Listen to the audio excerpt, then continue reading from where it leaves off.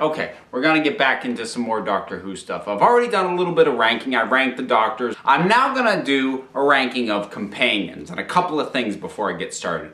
Firstly, I'm only gonna deal with companions from the modern era of Doctor Who, starting with Christopher Eccleston going forward. If I were to do classic companions, this thing would be an hour and a half long. Secondly, I need to clarify how I am choosing to define a companion. I have two requirements. Firstly, they have to appear in more than one story. And to be clear, two-parters count as a single story.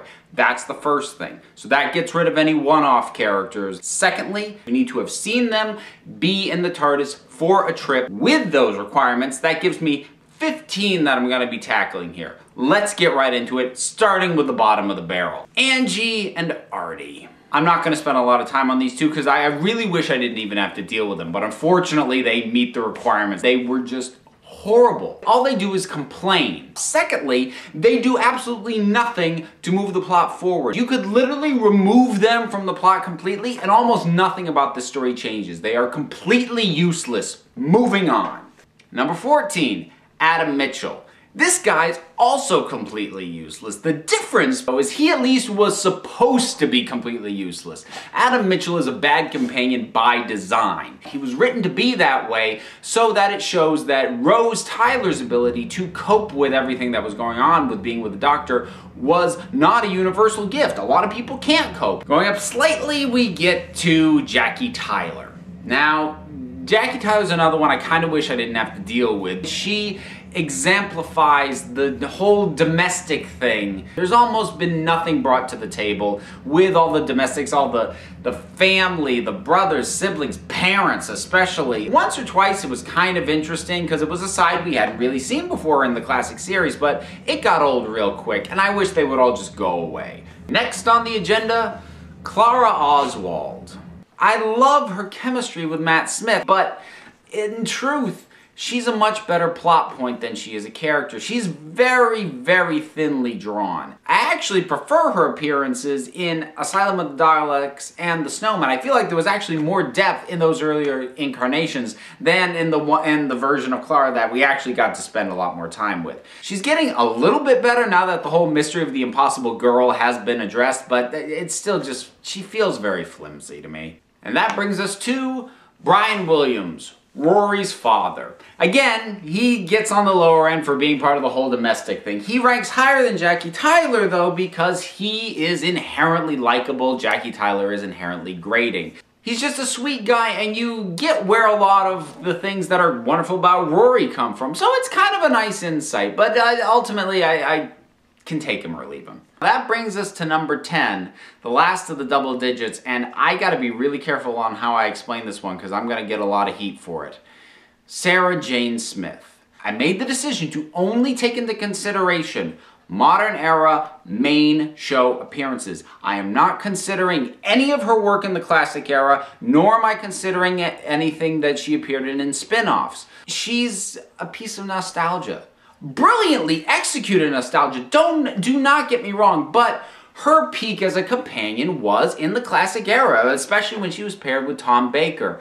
Now, I mean, she's nice, it's nice to have her there, but she doesn't bring as much to the proceedings beyond just a sort of a, oh cool, check it out thing that I feel the ones I've ranked above her, they just bring more to the table in their appearances in the modern era.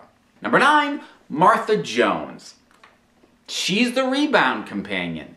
We know it, the Doctor knows it, ultimately Martha knows it. I can certainly appreciate and respect her as a character, but in the scope of the Doctor, she's always going to be middling to lower ranking just because of where she came in his time stream. That's just going to be the way it is. Number 8, Mickey Smith. And Mickey was interesting because of the journey he went through. Mickey, when he started out, was kind of annoying. He was almost as bad as Jackie in his early appearances, but he went through a transformation and a journey through his experiences that by the end, not only are you happy to see him when he turns up, but he's turned into a badass. And it's all very believable. We get it in these little measured doses and you can see the change happening. I think we got just enough Mickey Smith to make that transformation believable. Too much more of him would have gotten old. I think he was very well balanced. Number 7, Rose Tyler. I do like Rose Tyler. I was never as enamored with her as some people were, just because she did some stupid stuff for no reason other than to kind of show how the Doctor deals with people when they do stupid things. She's still wonderfully charming. She's a lot of fun, definitely. Billie Piper really brought that to the role, and that is really what carries her through. On paper, she wavers a little bit. You put her in Billie Piper's hands, and she brings a charm to the whole thing that actually makes it work. Number 6, Jack Harkness. Now, again, remember, I'm not taking spin-off material into consideration here, which, unlike Sarah Jane Smith, is actually in Jack Harkness's favor, because I don't particularly like what they do with him in Torchwood. They make him into this very tortured, dour figure, where what's great about him in the main series is how fun he is. He's definitely at his best when he's playing alongside Christopher Eccleston, because he brings something to the proceedings that Christopher Eccleston just doesn't have. The more dashing, heroic, hey, kind of character. Now, he doesn't work quite as well when he's with David Tennant, because David Tennant has that same thing going on, so Jack becomes a little bit redundant. But he's still fun to have around, and every time he turns up, it makes me smile. Number 5, Rory Williams. Here was another one that, a bit like Mickey, we get the boyfriend who is annoying at first, but then he goes through a whole journey and a transformation, and with Rory, oh my god, by the end, I loved him. And you get to know his relationship with Amy. He's kind of her punching bag a little bit, and you think, oh, that's sweet but sad. But then once Amy comes to appreciate him and you see the lengths that he goes through to be with her, it's wonderful. And the two of them together are just dynamite. And even Rory, when interacting directly with the Doctor, is great. When he punches the Doctor, or when he confronts the Cybermen, where is my wife? Oh, it's fantastic stuff. And when he's put into conflict because of Amy, you get the best out of him. Number 4, the always controversial River Song. I love the very concept of her, that she meets the Doctor completely out of order, but we never feel like we know her enough that we can completely trust her. You always feel like she's pulling one over on the Doctor and pulling one over on us as an audience, and I kind of like that feeling personally. I guess it bugs some people, but I think she's a lot of fun. And I regret that we have probably seen the end of her at this point. Pretty much everything about her has gotten tied up by now, with the exception of exactly how she learned the Doctor's name, which still bugs me that hasn't been addressed, but I may just have to deal with it. Number 3, Amy Pond.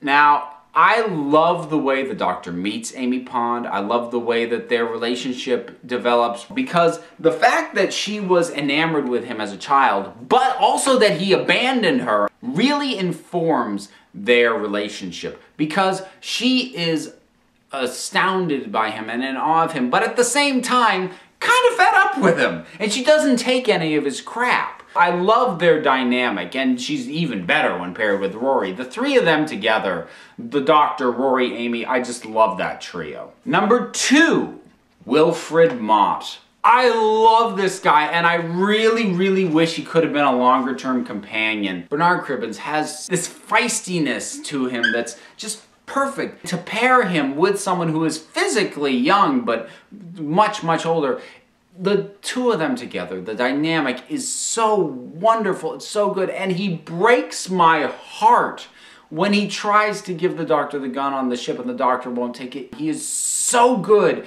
and he's wonderful, and he's funny, and he's sad, and he's almost everything I want in a companion. Not quite, though, because he didn't get the top spot. Top spot goes to Donna Noble. She is the best friend. The romantic angle has been overplayed severely. I'm just so sick of it.